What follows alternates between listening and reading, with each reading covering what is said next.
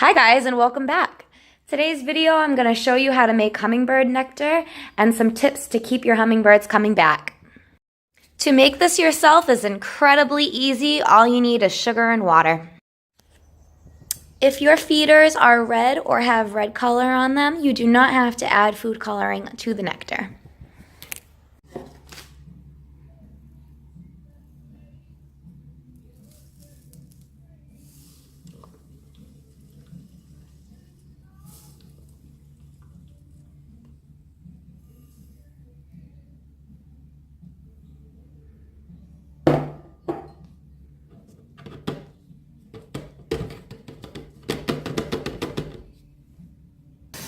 After you add in the water, you'll want to make sure you close it up and shake it up really good to mix it all together.